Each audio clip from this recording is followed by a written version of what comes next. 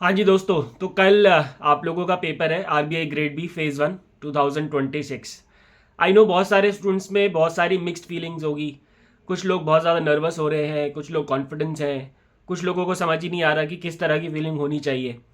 और बहुत सारे लोगों को ये भी लग रहा होगा कि यार मुझे तो कुछ आता ही नहीं है ना। जब पीडीएफ्स खोलते होंगे तो लगता है कि यार ठीक है कर लूँगी या कर लूँगा, और जब बंद करते होंगे तो ऐसा लगता है कि यार कुछ आता ही नहीं है ना। तो ये बहुत कॉमन सी फीलिंग्स है दोस्तों। सबसे पहले तो मैं ये बोलूँगा कि ये सबके साथ हो रहा है, आप अकेले नहीं हो, है ना। और ये बहुत कॉमन सी फीलिंग है। अगर ये नहीं हो रहा है तो मैं कहूँगा कि प्रॉब्लम है, ठीक है। तो it's very common thing, don't worry much about it. Exam में जब आप बैठोगे, जब आपके सामने क्वेश्चन पेपर खुलेगा, तो everything is gonna be normalize, don't worry about it.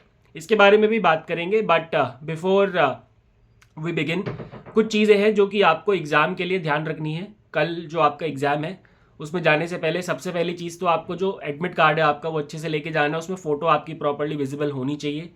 Admit card में जो फ़ोटो आपने लगाई है, ठीक है, जो आपने अपलोड करी थी, वही फ़ोटो पासपोर्ट साइज़ फ़ोटो वाली जगह पे अफिक्स करेंगे तो बढ़िया रहेगा, राइट।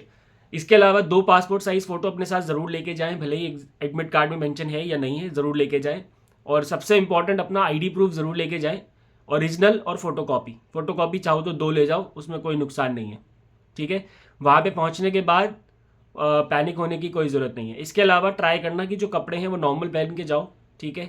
बेल्ट उतर जाती है तो जीन्स वगैरह अपनी टाइट वाली पहन के जाना, ठीक है। पानी की बोतल वगैरह भी अलाउड होती हैं तो मत लेके जाना। पेन भी आपको अंदर मिलता है, रफ शीट भी आपको अंदर मिलती है, तो कुछ भी आपको ले जाने की ज़रूरत नहीं है। सिर्फ एडमिट कार्ड और आईडी कार्ड की फोटोकॉपी और ओरिजिनल, दैट्स इट। और कुछ पैसे अपने पास कैश लेके जाना, क्योंकि इन सम केसेस वॉलेट वगैरह भी अंदर नहीं जाने देते। In fact in all cases wallet अंदर नहीं जाता, वो आपके बैग में जमा हो जाता है। तो इन चीज़ों को प्लीज़ ध्यान में रखना है। Next and very important thing, कुछ बहुत ओवर स्मार्ट लोग हैं जो कि ये कहते हैं कि 8:15 डोर क्लोजिंग का टाइम है, तो हम तो ये साहब 8:15 के आसपास पहुंचेंगे। नहीं, आपका 7:30 का रिपोर्टिंग टाइम है, तो आप 7 बजे का टारगेट लेके चलो। तो हो सकता है आप में से कुछ लोग लेट लतीफ़े होते हैं जो कि 7:15 7:30 तक पहुंचेंगे।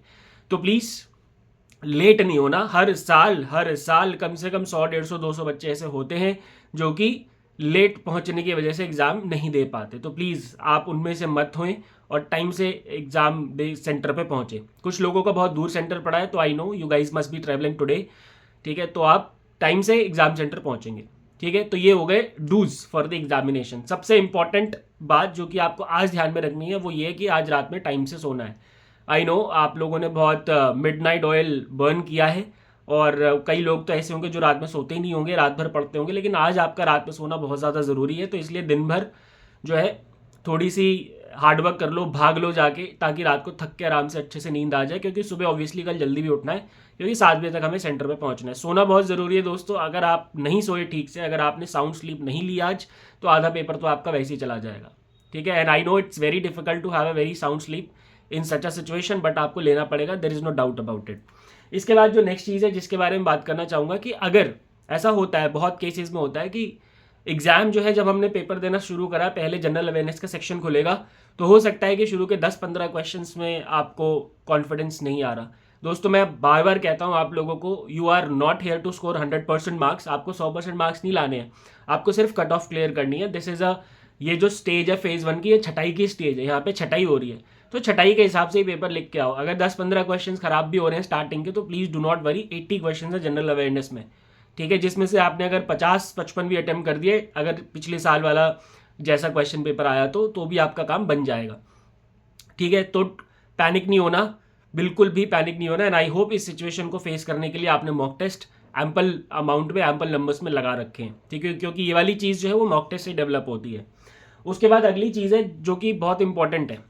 कुछ स्टूडेंट्स को मैंने देखा है इस तरीके से, जैसे फॉर एग्जाम्पल पजल आ गई, तो पजल सॉल्व नहीं हो रही है, उनको समझ में आ गया अगले 1-1.5 मिनट में यार मुश्किल हो रहा है, लेकिन वो करते क्या है गलती की, उसके पीछे पड़ जाते हैं, क्योंकि ईगो सामने आ जाता है कि अरे ऐसे कैसे नहीं होगा। So my dear friends, don't be egoistic while attempting any competitive examination.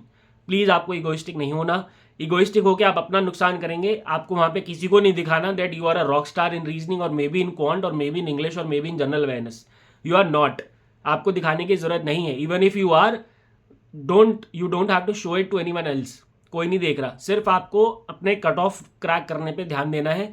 आपको maximum to maximum question solve करने पे ध्यान देना है। आपको इगोइस्टिक होके एक क्वेश्चन पे अटक के नहीं बैठे रहना है। और ये बहुत कॉमन सी चीज़ है, ये सबके साथ होती है, ठीक है। नेक्स्ट बात जो मैं करना चाहूँगा दोस्तों, इम्प्रोवाइजेशन की। इम्प्रोवाइजेशन का मतलब ये है, हमें पता है 2025 का पेपर कैसा आया था, हमें पता है 2024 का कैसा आया था, 23 का कैसा आया था। 23 and 24 papers were very very difficult. Quant reasoning की अगर मैं बात करूं, हाउएवर 2025 वाज कंपैरेटिवली ईजियर, लेकिन 2025 में जनरल अवेयरनेस में उन्होंने सरप्राइज दिया था, and there were a lot of static questions, there were a lot of general current affairs question with no question from PIB और गवर्नमेंट स्कीम और finance current affairs, right. तो हो सकता है इस साल भी कोई सरप्राइज मिले, तो आपको वो सरप्राइज समझना बहुत ज़रूरी है और उसी के हिसाब से इम्प्रोवाइज करना ज़रूरी है और घबराना नहीं है। फॉर एग्जाम्पल, अगर आपको लग रहा है कि पेपर बहुत ज़्यादा डिफिकल्ट आ गया है 2023-24 के हिसाब से, तो पैनिक नहीं होना कि यार मेरा खराब जा रहा है, मेरा खराब जा रहा है, मैं उतना अटेम्प्ट नहीं कर पा रहा या कर पा रही जितने मैं सोच के आई थी। नहीं, ऐसा कुछ नहीं है। आपका अगर लग रहा है कि एग्जाम डिफिकल्ट है तो आप अपना बेस्ट बस नंबर ऑफ अटेम्प्ट्स करके आओ, दैट्स इट। इम्प्रोवाइजेशन एग्जाम में आनी बहुत ज़्यादा ज़रूरी है, वरना प्रॉब्लम होती है। और नेक्स्ट चीज़ ये है कि एक चीज़ है, बहुत सारे स्टूडेंट्स मेरे से पूछते हैं कि सर हम कितने क्वेश्चंस टारगेट करें कि हमारा कट ऑफ निकल जाए। देखो यार, नंबर ऑफ क्वेश्चंस टारगेट करने का कोई पॉइंट नहीं है, that is a very big बेवकूफ़ी that you are going to do. If somebody is telling you that okay you need to target this number of this many number of questions, तो आपका काम बन जाएगा, तो ये बहुत बकवास बात है, इससे दूर रहो। फॉर एग्जाम्पल, मैं आपको एग्जाम्पल देता हूँ, 2018 तक कट ऑफ जाती थी आरबीआई ग्रेड बी एग्जाम की फेज 1 की लगभग 90 to 100 के बीच में।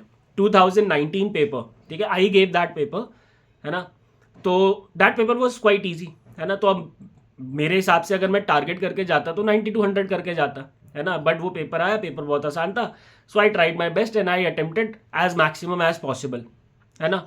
कट ऑफ गई थी 122 प्लस, है ना।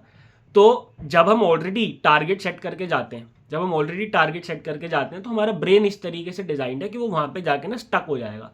जैसे मान लो फॉर एग्जाम्पल आपने 100 क्वेश्चन टारगेट कर रखे हैं, तो जैसे ही आपके 100 क्वेश्चन कंप्लीट होंगे ना, आपका ब्रेन जो है वो कंफर्ट जोन में चला जाएगा और कहेगा चल छोड़ो यार, हो गया। आप जान ही रहे हो, लेकिन आपका your brain will pull you to that comfort zone, जिसके बाद आपकी एफिशिएंसी एकदम से ड्रॉप होगी, है ना, जैसे ही आपको लगेगा कि आपने targeted number of question solve कर लिए हैं। तो please do not target any XYZ number of questions, you have to attempt as maximum as possible. जितने ज्यादा अटेम्प्ट करोगे उतने ज्यादा चांसेस आपके होंगे टू क्रैक दिस एग्जामिनेशन। और इसका रीजन दोस्तों ये भी है कि आपको नहीं पता कि आपका जो फेलो एस्पिरेंट है, जो आपके साथ बैठा है, जो 50,000 60,000 बच्चा इस बार पेपर देगा, आपको नहीं पता कि वो कितने क्वेश्चंस करके आ रहा है ना। And there is a cut off which is not fixed. अब जैसे CBSE और या कॉलेज के एग्जाम में हमें पता होता था कि 100 में से 33 लाएंगे तो पास हो जाएंगे, है ना, लेकिन यहाँ तो ऐसा नहीं है, हमें नहीं पता कि हम कितने मार्क्स लाएंगे तो पास होंगे, राइट। तो इस चीज़ का दोस्तों बहुत ज़्यादा ध्यान रखना है। And last my dear friends but not the least, आपने बहुत मेहनत करी है हमारे साथ, हमने देखा है लोगों को, स्टूडेंट्स को मेहनत करते हुए, रातों रात जागते हुए, अपना सब कुछ दांव पे लगाते हुए। तो अब इस मोमेंट पे आके अपनी मेहनत को, अपनी पीठ को थपथपाओ, give a pat on your back and just go with the full confidence and come out of the exam center with flying colors. That's all I wanted to say my dear friends. डरना नहीं है बिल्कुल भी, फोड़ के आना है paper को। और हम बैठे हैं, मैं बैठा हूँ, माधव सर बैठे हैं आप लोगों के साथ, हर तरीके से आपके साथ रहेंगे, हेल्प करेंगे, ठीक है। तो दोस्तों यही कुछ बातें थी जो मैं करना चाहता था। I wish you all the best from the bottom of my heart, and अच्छे से जाना और फोड़ के आना। चीयर्स।